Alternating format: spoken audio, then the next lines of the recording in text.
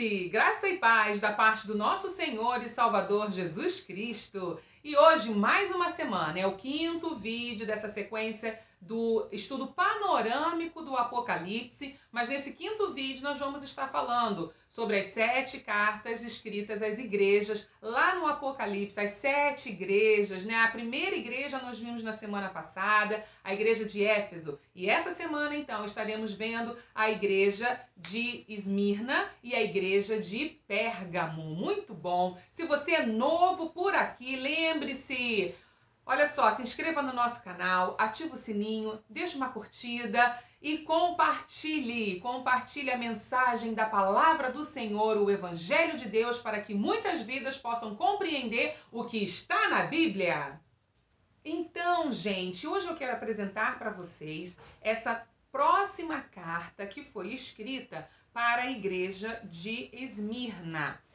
Só que antes da gente chegar lá, eu acho que vocês já viram, tem um quadro aqui atrás de mim, né? E esse quadro eu vou mostrar com calma para vocês, mas na Bíblia de estudo cronológica, aplicação pessoal, também da CPAD. Isso aqui foi um presente que eu ganhei do meu marido, já tem uns 2 anos, e eu tenho gostado muito de estudar a palavra do Senhor, seguindo a ordem cronológica dos acontecimentos. E lá na página 1824, nós temos um mapa semelhante a esse que está aqui atrás de mim, e uma informação muito interessante, que diz assim: as 7 igrejas.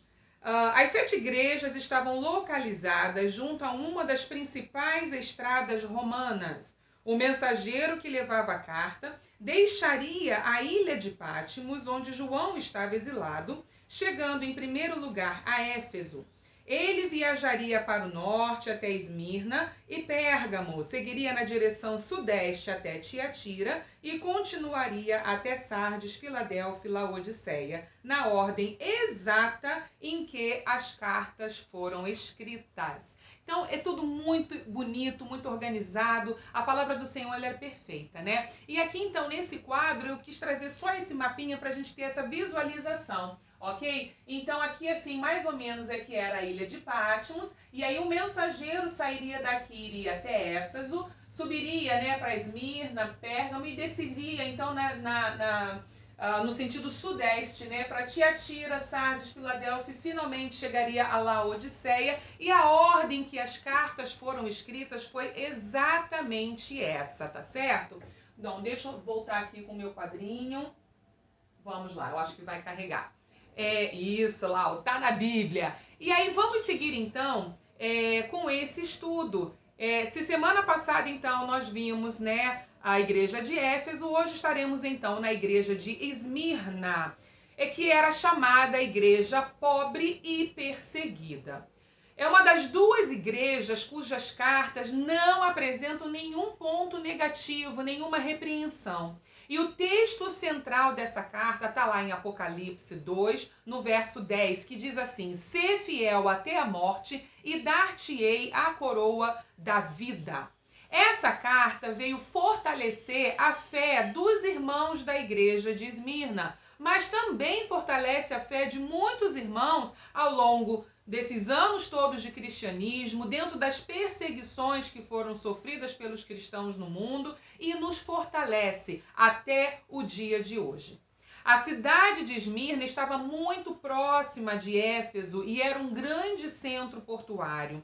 Um fato interessante que podemos citar aqui é que em 26 a.C., foi construído ali um altar, um templo ao imperador Tibério. Se tratava de um período que os imperadores eram adorados como deuses. Então, sendo uma cidade politeísta, ou seja, com muitos deuses, os cristãos eram os diferentes, pois eles adoravam a um único Deus, a um só Deus e Senhor. Muitas vezes eram até chamados de ateus, porque eles entendiam o seguinte, que se eles não criam nesses outros deuses, todos, eles eram ateus, eles não tinham Deus, né? Então, eles deveriam crer nos deuses locais, mas não. Os cristãos, desde sempre adoraram apenas ao Senhor Jesus, ao Deus e Pai, o nosso trino Deus, Deus Pai, Deus Filho e Deus Espírito Santo, e se recusavam a adorar esses deuses pequenos e mantinham a sua fé somente no Deus de Abraão e no seu Filho Jesus, o nosso Senhor e Salvador. Bom, assim podemos dizer que Esmirna era uma cidade perigosa para os cristãos, pois lá a perseguição era muito forte, uma vez que era considerado um ato de rebeldia contra o próprio império.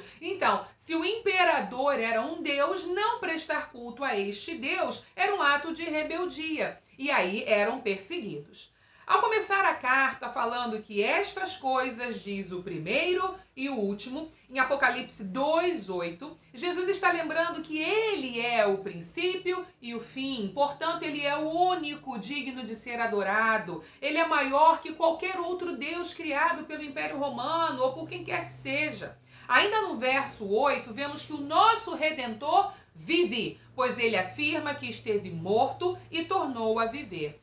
O nosso Senhor venceu a morte, glória a Deus. Dando sequência a essa carta, o Senhor mostra a sua onisciência, ou seja, ele conhece todas as coisas, ele sabe de todas as coisas, ao falar, ao dizer que conhece a tribulação que essa igreja sabe, e que ele sabe que são pobres. Cabe aqui a gente abrir um parêntesezinho para falar. Essa igreja era uma igreja pobre, pois a perseguição era tão grande que eles não conseguiam trabalhar, eles não conseguiam arrumar emprego. Mas era uma igreja rica espiritualmente, pois eles juntavam tesouros nos céus. Eles mantinham-se fiéis a Cristo, mesmo passando por tribulações aqui na terra. Ainda no verso 9, vemos, abre aspas, blasfêmias dos que a si mesmos se declaram judeus e não são, sendo antes sinagoga de Satanás, fecha aspas. Entendemos que naquela época muitos judeus também perseguiam os cristãos, os entregavam nas mãos do Império Romano. E por isso esses que se diziam, se declaravam judeus e são ditos como aqueles que não são, é porque eles eram traidores, eles levavam os cristãos até os soldados para serem presos. O consolo que vem então nessa carta diz, Jesus diz assim, não temas, lá no verso 2, capítulo 2, verso 10. Não temas as coisas que tens de sofrer, pois aquele que está em Deus não é abalado pela realidade terrena. Nós estamos nesse mundo, mas nós não pertencemos a ele. Romanos 8:18 diz que as breves e momentâneas tribulações que passamos nesse mundo não se comparam com a glória que em nós há de ser revelada quando estivermos com o Senhor. Mas é preciso perseverar, pois o nosso inimigo ele está ao nosso derredor, buscando a quem possa tragar. Existe também uma promessa deixada pelo nosso Senhor. Após dar o consolo, Jesus faz uma promessa. Ser fiel até a morte e dar-te-ei a coroa da vida. No verso 10, lá no capítulo 2, nós vemos que no tempo das competições gregas, o vencedor recebia o quê? Coroa de louros, né? Aqui nesse verso 10, a coroa da vida é uma comparação, é uma referência com a realidade que eles viviam então naquela época. Ao vencedor, ou seja, aquele que permanece firme até a morte, ao prêmio da vida eterna com Deus. Gente, esse verso 10 se encerra dizendo que o vencedor de nenhum modo sofrerá dano da segunda morte.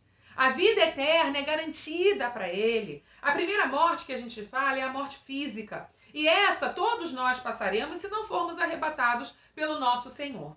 Mas a segunda morte é aquela morte eterna, para onde a gente vai arder. A gente não, aqueles que não creem. Eu creio assim. Arderão no lago de enxofre. Agora, aos fiéis, que somos nós, aos que permanecem firmes, mesmo sendo martirizados, a este é garantida a vida eterna com Deus. Aleluia. Que possamos aprender com essa igreja de Esmirna a sermos fiéis ao nosso Senhor, não importando a situação.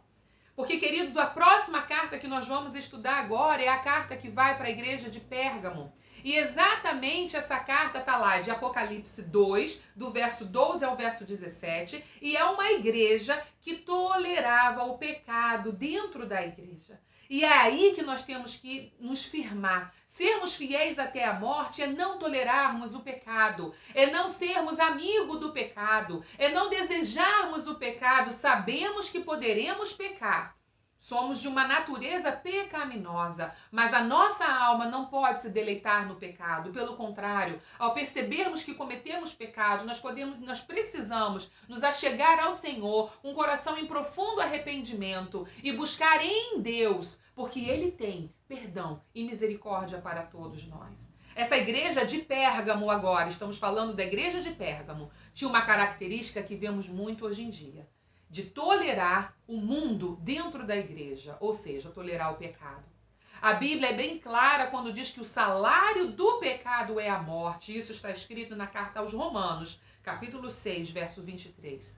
Por esse motivo, nós não podemos tolerar o pecado em nossas vidas.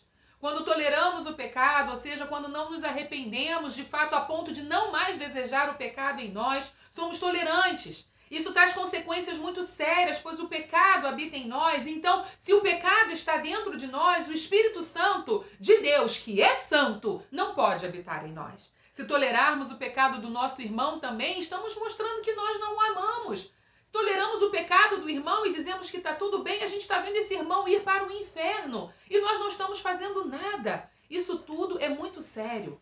Nós não podemos ver o nosso irmão se afastar de Deus e não fazer nada para mostrar para ele qual é o caminho certo, que é Jesus.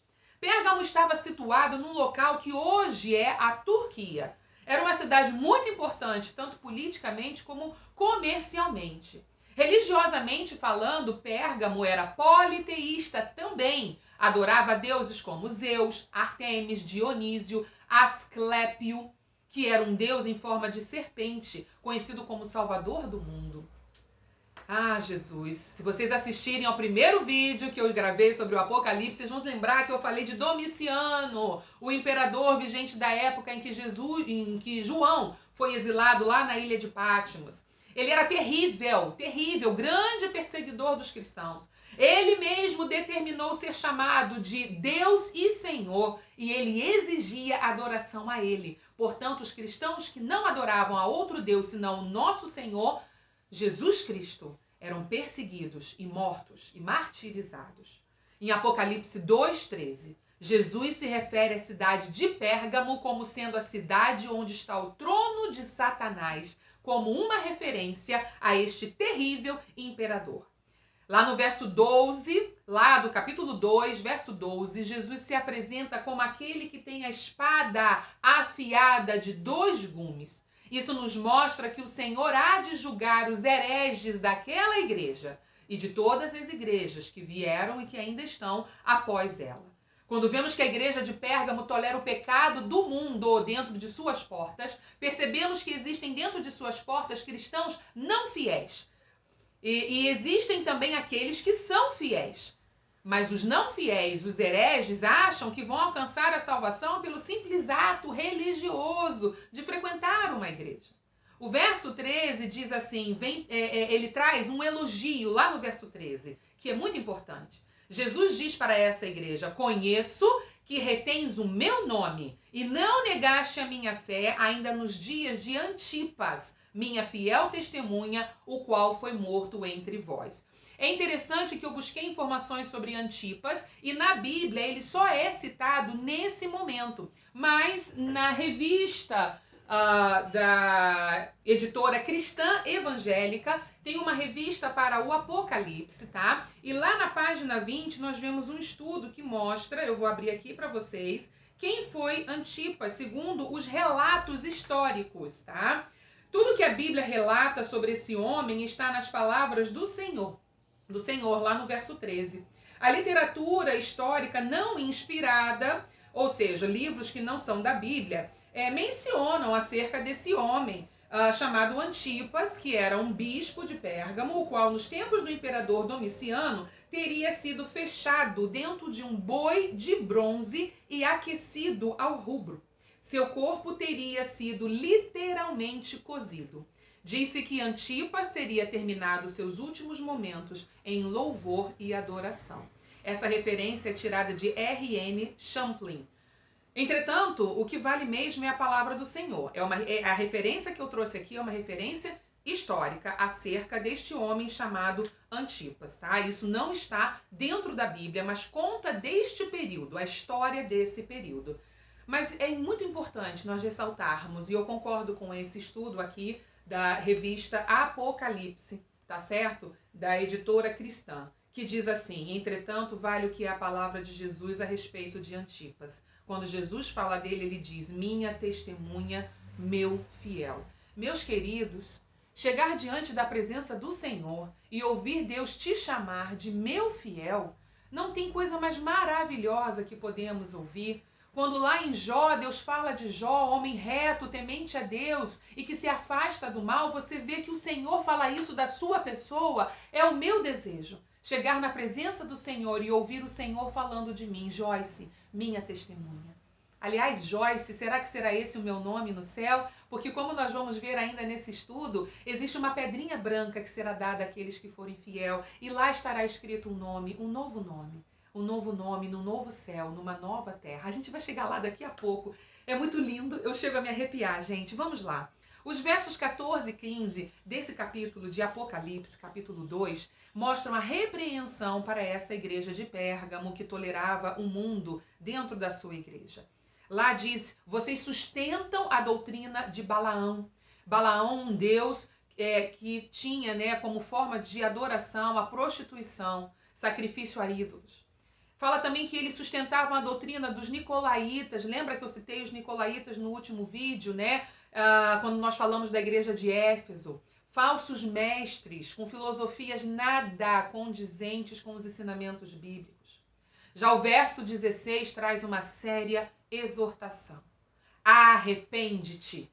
Essa exortação é importante, pois nos mostra que ainda há tempo de se arrepender e buscar a Cristo. Não só a igreja de Pérgamo era dito a ela: arrepende-te, mas hoje é dito a mim, é dito a você: arrepende-te. Ainda há tempo de você se arrepender e buscar o mover de Deus na sua vida. João Batista, que anunciava a vinda do Messias, clamava pelas ruas dizendo: arrependei-vos, pois é chegado o reino de Deus. Nós aprendemos na classe de catecúmenos, quando nós estamos indo nos batizar, aceitamos a Cristo, que o arrependimento é a base do batismo. E o batismo é a simbologia, né? Quando nós nos batizamos na igreja, nós mostramos para o mundo que há esse arrependimento em nós. Aquele que crer e for batizado será salvo. A recompensa final está no verso 17, então. Existe uma promessa para aqueles que se arrependem e largam a prática do pecado. Ao vencedor, dar-lhe-ei do maná escondido. O maná era dado ao povo de Israel no deserto. E esse mesmo estando ali no deserto, Deus nunca os abandonou, Deus os providenciava o alimento. E de igual forma, Deus age conosco. Ao que vencer, será dada a provisão, a comunhão perfeita com Cristo, o alimento que Cristo é, o pão vivo que desceu do céu. Bem como lhe darei uma pedrinha branca e sobre essa pedrinha escrito um novo nome. É a sequência deste versículo 17. Esse texto nos faz referência ao mármore branco, que era dado ao vencedor das Olimpíadas gregas naquela época, e lá vinha o nome dele gravado. Mas a promessa nos diz que teremos um novo nome, pois na eternidade tudo será novo, um novo céu, uma nova terra. O nosso Senhor Jesus nos ama, Ele vela por nós, e Ele traz então uma repreensão à igreja de Pérgamo, mas deixa uma promessa de vitória àquele que for fiel, como Antipas foi. A promessa de uma linda comunhão e perfeita com Ele mesmo, com Jesus, com Deus, uma vida eterna com Deus. Arrependei-vos, essa é a palavra de hoje, e isso sim está na Bíblia. Desejo a vocês uma semana abençoada, cheia da presença de Deus, e que Deus possa transformar os nossos corações, trazendo diariamente arrependimento, porque isso sim está na Bíblia.